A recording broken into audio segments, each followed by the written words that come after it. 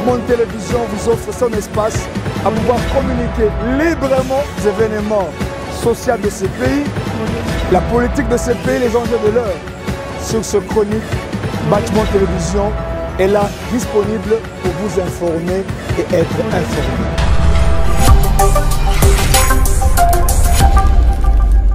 La communication est pour vous, mes chers frères et sœurs. Bachman Télévision est là pour vous informer de tout ce qui se passe à travers le monde. RDC est pour vous. Soyez-en sûrs, vous serez communiqués. Et Bende Kilo et Mboka, vous recevez information à Mboka.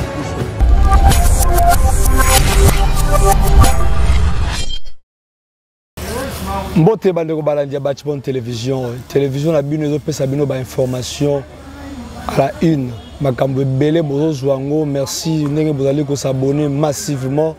Bokoto belé parce que lelo to yami mopaya très spécial, un homme intègre, un homme facile à la parole. Oh, donc ceux qui comprennent tezara yomoko. Donc vous avez belé bozo landa biso depuis Afrique du Sud. Bachman Télévision est en face tabino. Wana to yami pour la bino invité la biso pour un tout premier jour à Erota la biso andimi ko bima na kati ya caméra la biso président Pati Katanga azali bongo président mouvement des citoyens Maïmaï. Bonjour cher président. Bonjour. Eza sengo mingi ndengo ndimi ko invitation na biso na kati ya Bachman Télévision, tout ça en direct dans le Canada, et puis Bamboka est belé, tout ça dans biso awa. Vous avez mon tomoko oyo meiko tchaka moi mingi. S'il vous plaît, cher président, tout ça qui ba Maïmaï baza ba Rwandais, cher président. Maïmaï a rosa Rwandais, le vrai Maïmaï, je veux dire, hein, parce que ba faux Maïmaï babima ba sala ba on a ba Rwandais. Ba faux Maïmaï pe bazali. Pour discréditer la résistance. Pour l'accès Gibiso, Maïmaï et Rwandais, on a Gibiso langage. On a depuis tous les dialogue, il y a Sand City en Afrique du Sud. Babi force négative. Rwandais, vous n'avez pas Rwandais. Roubé Roi, tous les Rwandais que tu connais là. Roubé Roi. Oui, tu as RCD. Basagi Rwandais dans RCD. Les mouvements rwandais. Donc, Maïmaï, force négative. Maïmaï, c'est la résistance congolaise. Donc, Oyo, Bazobunda, pour la mabélé, Bakoko Nabiso, envahisseur, Bakotati. Donc, Maïmaï, c'est la résistance. Tout le monde en Europe déjà. France, pendant la dernière guerre mondiale, en 40-45. Charles de Gaulle, comme le président de Gaulle, d'abord a dirigé la résistance. France a sa résistance contre l'Allemand. Bisso, les autres, sa résistance contre l'envahisseur du Congo. Ils ont Rwandais, ils ont Ougandais, ils ont Burundais, ils ont voisin parce que le problème est Rwanda, Ougandais, Burundi, armée, il y a Zambie, et côté la paix, armée pays Angola, et côté la paix. Donc ça veut dire, mais il y a Rwanda, Ouganda, Burundi, Ndemutele, qui mingi pour massacre. Les autres, ils ont rapport mapping. Ça qui massacre à Congo. Mais les Congolais sont vulnérables, te belé, armée mingi na kata mboka na biso ba occuper mboka na biso. Donc biso ba Maïmaï tozali wana la résistance congolaise, bisika Congo, bisika police a quitté ya Congo, bisika armée ya Congo est quitté, biso ba Maïmaï tozali na. Mais s'il faut réellement te préciser que ba Maïmaï baza ba congolais, on peut les retrouver précisément où secteur na mabélé na bango. To kuta bango précisément wapi? Bon, d'abord ba Maïmaï c'est d'abord l'idéologie. Okay. Avant tout, Maïmaï, c'est d'abord l'idéologie. Maïmaï, Azanini, la résistance Maïmaï et Lobinini. La résistance Maïmaï et Lobi que tout Congolais, Oyazo, quoi adhérer à l'idéologie d'Abisso, c'est-à-dire la souveraineté du Congo, son indépendance et son intégrité territoriale ne sont négociables ni aujourd'hui, ni demain, ni à jamais. Congolais n'ont pas adhéré à l'idéologie où on a que souveraineté du Congo, son indépendance et son intégrité territoriale ne sont pas négociables. Congolais on a pas Maïmaï. Non, par exemple, Banyangalakata. Comment on dit en Gilles? 98 Banyangalakata comment en Gilles? Mais Bananjili basara bango musala. Bana chango basala bango musala. Parce que esprit Maïmaï yangwana. Esprit Maïmaï yangwana. Donc idéologie Maïmaï inde yangwana. Banyangalakata exemple mususu. Comment on dit na bomati? Comment on dit na matadit? Bagena ulukanini. Soko bitumbeza lakana este kuna. Soko balingika este. Soko bazoluka sécurité. Na inga bakomaki. Bagena ulukanini. Babo tunapsoka mabeleti. donc boule na bango ça ba boto leso mboka mobimba po basi ba komati o azo kanisa ke problème ezaka na est te azo mikosa akanisa ke banyangala kata ba komati na Inga ba komati na Matadi ba komati na Chango. Donc d'abord esprit Maïmaï c'est d'abord l'esprit, donc ça veut dire adhésion à idéologie na bango. La souveraineté du Congo, son indépendance, son intégrité territoriale ne sont négociables ni aujourd'hui, ni demain, ni à jamais. Congolais sont adhérés à l'idéologie à Rubundela Mabela Congo. C'est quoi basa précisément wapi? Contre na bango. Maïmaï basa ba bastion na bango. Ba bastion na ba Maïmaï est illustré mingi na sud na nord Kivu, na nord Katanga, na province orientale. Pour na nini? Mais pour banyangala kata ba envahisseur ba côté la inde côté wanati. Hein? Rwanda, Ouganda, Burundi, tant que utiliser bango na communauté internationale pour côté la biso, ba côté ndé côté wana c'est normal, côté on ndé to renforcer qui résistance na biso parce que côté on ndé ba envahisseur ba porte ya okota ezali la rendre ba côté wana. Ndé on ndé côté on ndé to sa mingi pour na lutter pour côté pour ndé za ba ndé ba benga ba frontière eza poreuse, côté on ndé bineni ba côté la ya on ndé côté on to sa mingi bastion na biso ezali est. Mais idéologie na biso eza pour na Congo mobimba parce que banyangala kata na utolo bawa bakomati na Matadi babotola ti Inga bakomati na Chango. Donc idéologie ça pour la mboka mobimba. Mais le président Pati kotala ke batozo benga banyangala kata, ce sont nos voisins que nous sommes censés vivre ensemble avec eux. La preuve est que le avion na bango et qui tarama bien na biso en bonne et due forme. Le vrai problème tout ça, on a Est et la République et Zanine. Jusqu'à ce que Koufi, c'est même ambassadeur Mobimba. Koufi, ambassadeur à Italie, à Koufi, quand on a Est et Wana. Le vrai problème, il y a guerre à Est et Zanine à l'heure actuelle. Le vrai problème, il y a Est et Zanine, problème, il y a Congo. Mais le gros, c'est que sur l'Est, tout le vrai problème est Zanine. Oh, et ça, c'est compliqué.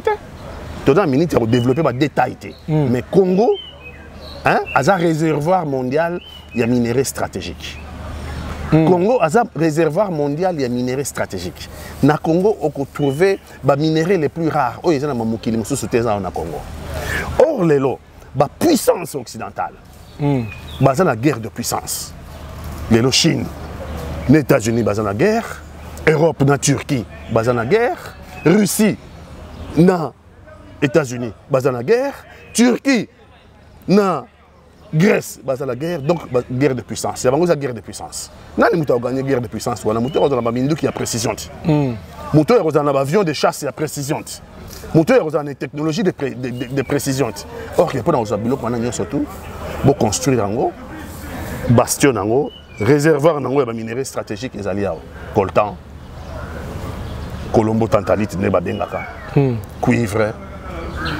Les minéraux surtout les alliés ont besoin pour une électronique de précision, pour une arme de précision.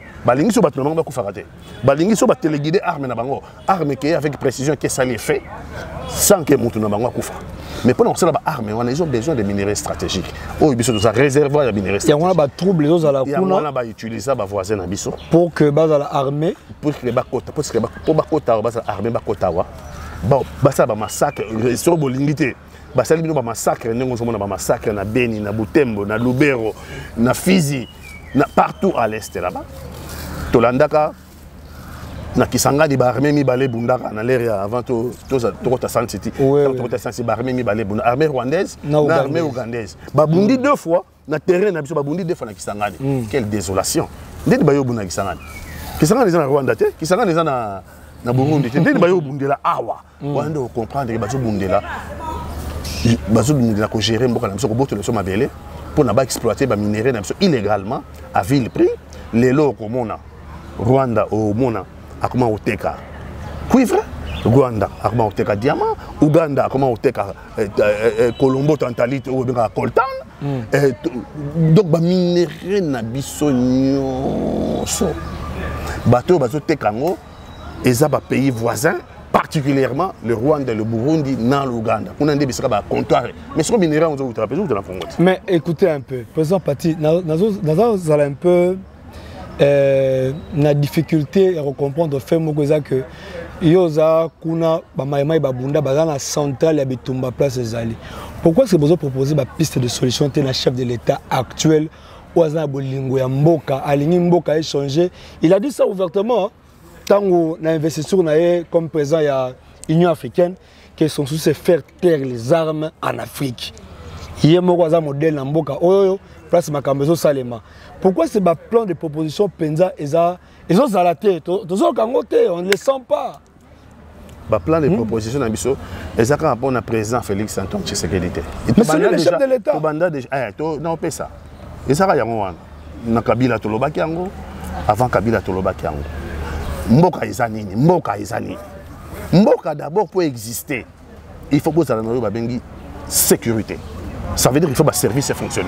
Ça veut dire qu'il faut que la armée, la police, un service de renseignement. Si on a ordre à agir na beni. Si on a ordre à agir na kasumbalesa. Donc ça veut dire qu'il faut que vous ayez une armée à la hauteur, un service de sécurité, la police. Donc, solution est le cas. Congo, poison kimia. Poison kimia.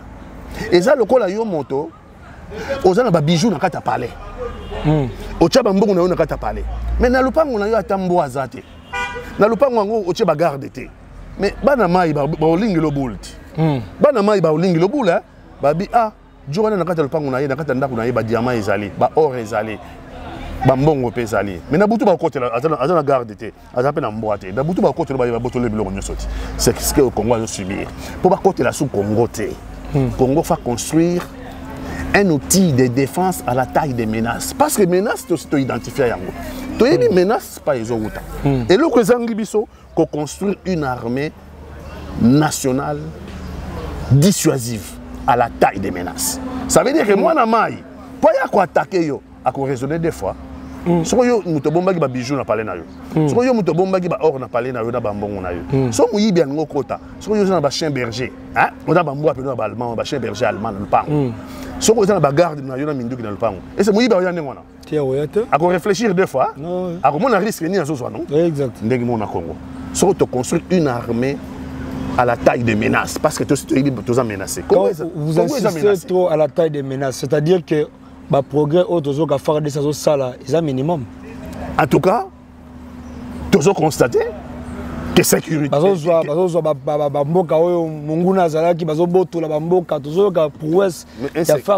Mais sécurité aussi la tête.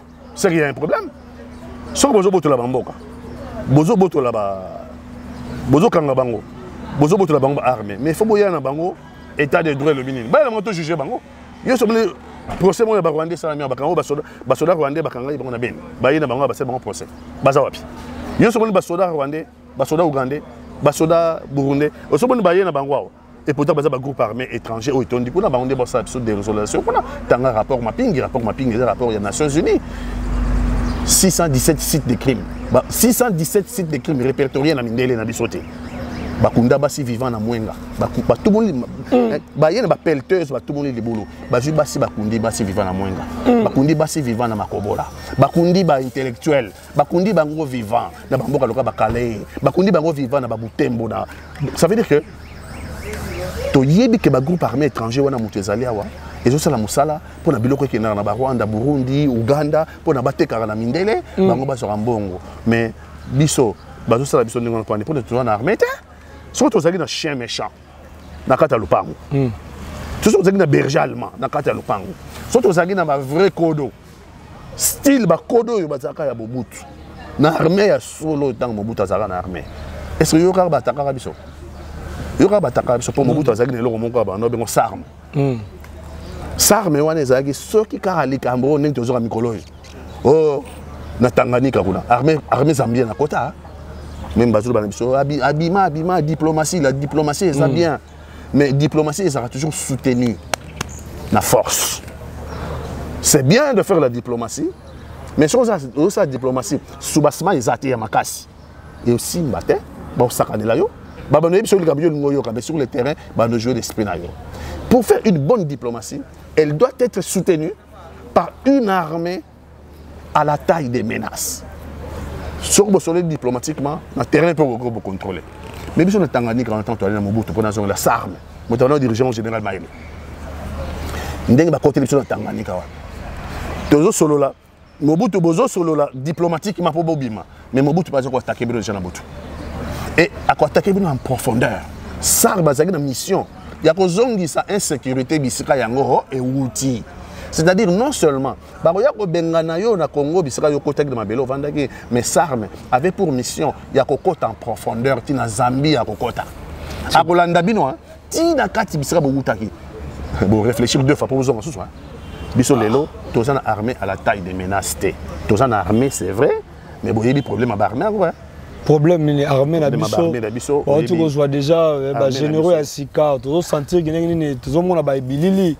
Boni bazo ko parler bango sur discipline, comment est-ce qu'ils sont aujourd'hui, ba matisi bango paie salaire d'ailleurs, un chef de l'état. Mais sécurité aussi la tête bazo toujours ba congolais, pourquoi? Parce que l'armée on a posé problème, armée na biso yo yebi et salamandeng ni tu vas dans ce faire baisser.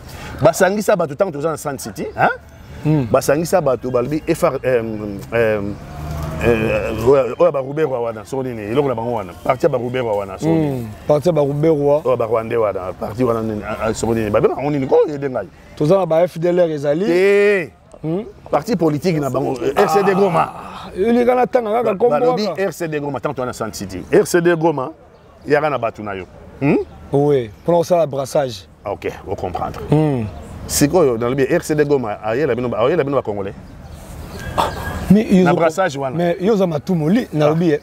eu tout un ministre. Robert a été ministre de ce pays. Oui. Et ceux qui sont à terre qui nous minent. Ah. Vous avez été maman il était. Il n'y a pas à répondre. Il a besoin de réponse. Minem vous avez été. Nul ne peut se prévaloir de ses propres turpitudes, dit un principe de droit. Ça veut dire que la biso da population congolais. Oh. Oui.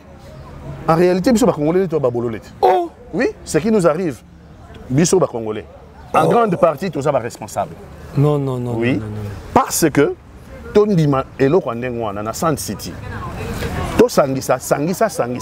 Veut dire RCD Goma, Aye na Batu, MLC, Jean-Pierre Bembappé, Azagi na Basoda ya Uganda, Aye na Bango. Non, on peut traiter de xénophobie parce que dans les pays étrangers, au moins, on a payé nationalistes il y a des Congolais qui peuvent trouver une armée française, mais d'origine congolaise, ça n'a jamais été un problème. L'armée, c'est d'abord le commandement, parce que c'est ordre des autres. Yo monité Mikolo, yo banano mandakala. Mamadou Ndala, imagine ça. Mamadou Ndala, personnel. Tango a téléminé Mouza Mabé, général Agoloa. Tango Mamadou colonel Mamadou Ndala, tango a téléminé na montagne wana Laxi Moussa na Rwanda. Mikolo Landa qui saine. Pas bon mieux non. À cause de la condition bon, ça veut dire que tout ça infiltré. Nous avons une armée largement infiltrée par les étrangers. Mission dans les étrangers dans cette armée, il y a des renseignements dans les bandes. Il y a des forces étrangères ou les alliés, donc des mouvements, des ennemis, des groupes armés, je veux dire. Il y a des groupes armés. On dit que les lots, n'a habité sur Bozolanda. 4 généraux à FRDC. 4 généraux à FRDC, tous. Ah bon? Basi balongo na FRDC baki contre la milice. Baki contre la milice. Ba mususu ba côté na Ngumino, Ngumino milice ya mutu wana oya boma batu na Sud Kivu. Na boyi ko trop combo parce que c'est pas intéressant. Mais ba zapena ba groupe armé mususu ba Twangira, ba armée mususu ba na ba groupe armé belé. Attends, Yozali dans l'armée congolaise. Au Longwe pour nous côté la milice. Milice. Oh, ils ont bunda pour l'intérêt à Rwanda, dans le Congo.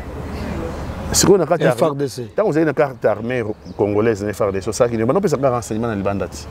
Tout ça infiltré. Tant que tu as conscience, il y a des Cambouana, il y a gagné guerre.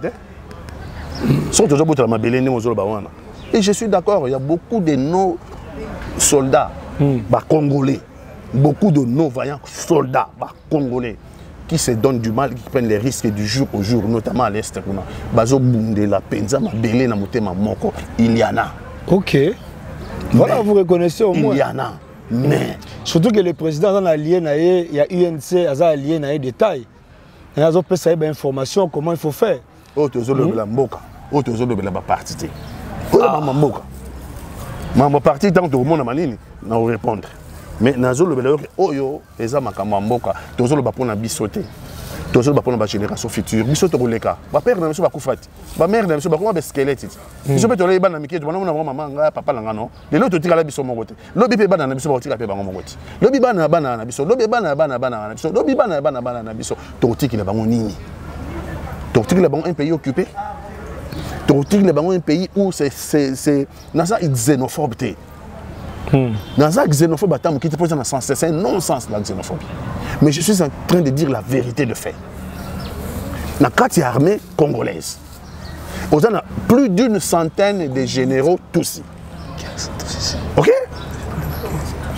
Congo est un mosaïque de tribus. Congo est un mosaïque de tribus. Mais dans la carte armée rwandaise, dans la carte armée congolaise, on a une centaine de généraux Tutsi. Ok? C'est vrai? C'est vrai. C'est vrai. École au Mogoté na Congo. École au Mogoté na Congo. Ezabaluba. Bikolo na bango, ezata bikolo ya Baswahili, ezata bikolo ya Bakongo, ezata bikolo ya Bangala. Au kuta école mon côté na carte armée na biso, azana une centaine de généraux au kuta ngote. Seul bazana une centaine de généraux na carte armée na biso. C'est le Tutsi. Mais on a moins de long les. Et je ne suis pas anti-Tutsi. Koloba bongo, eza koloba te ko les Tutsi en tant que peuple. À se poser ce problème, les tous en tant que peuple, bazan pour se vendre la paix, mais c'est plutôt la politique de Kagame. Le problème est la politique de Kagame, c'est la velléité d'annexion. La velléité d'annexion parce que nous avons réservoir mondial des stratégies, réservoir mondial des minéraux stratégiques. Vraiment. Et si on n'a pas compris ça, on a gagné guerre. Pour gagner guerre, vous devez avoir une armée réellement nationale. Et l'armée il faut un objectif à atteindre. C'est-à-dire une armée doit avoir une stratégie. Toujours l'Ukraine. Toujours Kindewapi. La hauteur des enjeux, la hauteur des menaces. Quelles sont les menaces? À identifier les menaces et à s'équiper, à former les militaires en fonction des menaces. En tout cas, mais si vous avez Sangisa, tout ça là, Nassan City, brassage, Toye, M23, Bimikuna. Nommé généraux, tout ça là pour que. Tout ça, le mixage. Mixage et tout ça là. Tout d'abattoir et tout ça, les choses sur Sangisa. Mais on a tout ça, Sangisa. Bazo côté Selepso, militaire, on va la monter. Attends, c'est mon combo, il y a Congolais, identité, il y a le Koutat. En réalité, stratégie, c'est de contrôler l'armée, de contrôler les services de sécurité, de contrôler la police. Pour que plus jamais.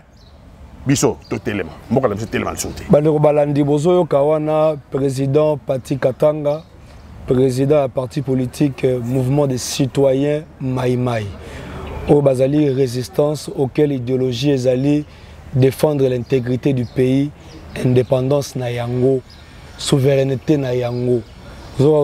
Avec beaucoup de colère, et il y a des larmes aux yeux à entendre toutes ces vérités. Cas de décès, ils ont toujours comme toujours. Il y a persister dans l'Est et en Bokanabiso. Je crois que dans le développer ma case sur les campagnes armées Nabiso intégrité dans Mobimba. Ce qui se passe réellement, le problème est armée Nabiso alors que vivre en pour Bambokango il y a joué, mais insécurité et aussi la terre, ils allaient persister. Alors, cher président,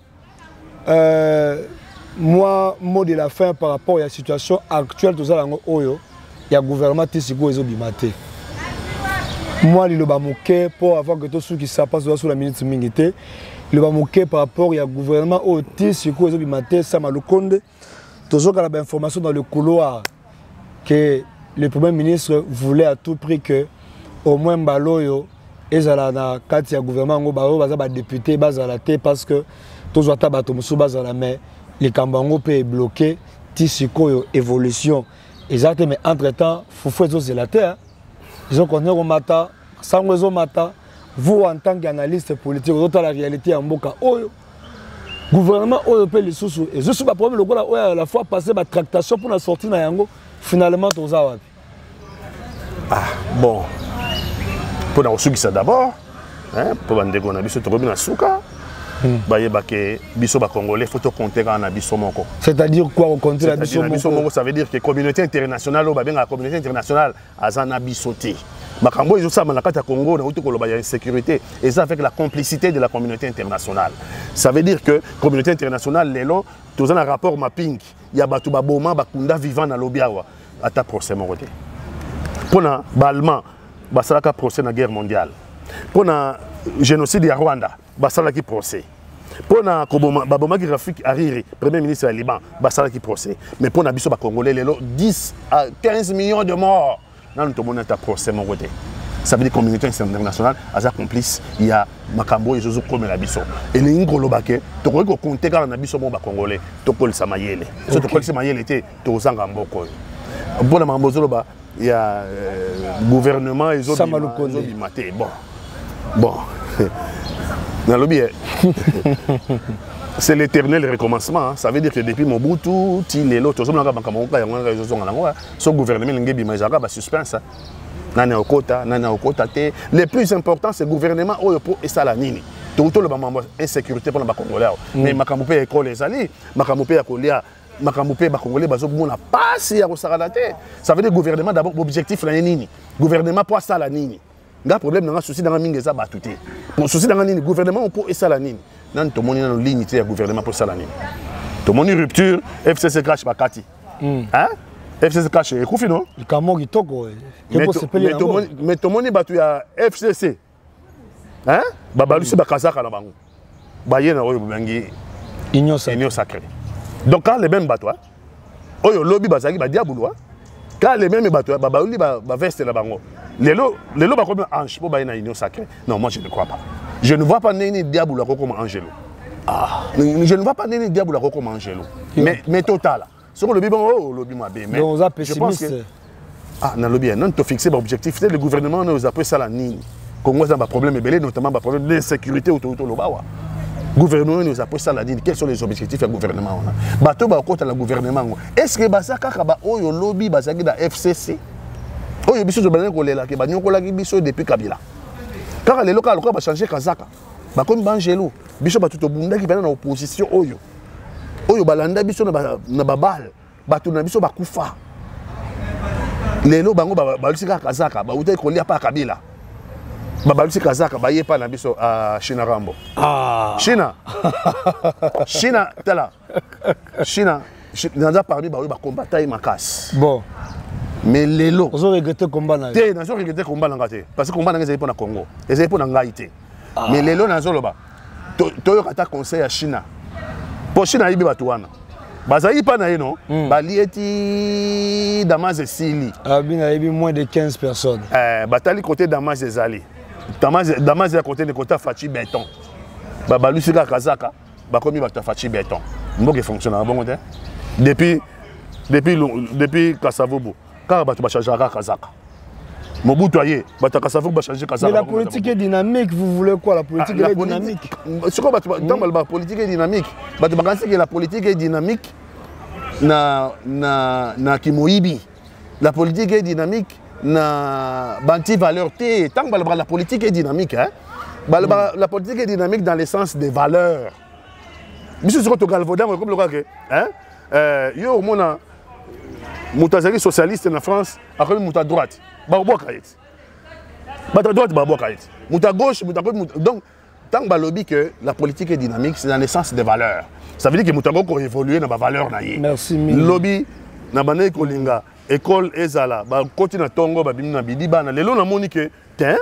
Toko sa rabana na biso ba kota école na tongo pour toujours retard ba mati 17h mais tout ça ba école ngoi ko bebele tout chapé biloko ko lia na kata école na midi ba na baliaka dans ce sens la mutation wana dans le sens de valeur. Merci beaucoup. La politique est dynamique dans le sens du ventre la famille na point d'oreille. Vraiment. Otali bisika biloko ko lia ezalaka Hollandi. Otali depuis Kassavobo Mobutu Laurent Désiré Kabila Félix Antoine Tshisekedi. Tout le monde a battu ba caméléon ba changer la couleur. Vraiment. Mais peuple a se retrouvé. C'est là où il y a la question. Le peuple d'abord. Mboka la mission qu'on avancer peuple a se retrouver. Mais batu ba changer ba kazaka pour bango ba se retrouver. Ça pose un problème. Merci président, ça pose un problème. Merci président. Valeur to kozwango wapi bande ko ba bolingo. Est-ce que mboka o bolingo ezali? Il y a des préoccupations to za na yango. On en est fini aujourd'hui avec le président Pati Katanga. Malobeza yaye biso to saleka rase musala biso pour que Bolanda aux allez vif voir ya RDC. Nzambe apambola bino botika malamu Batchbone Télévision et Bende Kilo Amboka. Merci.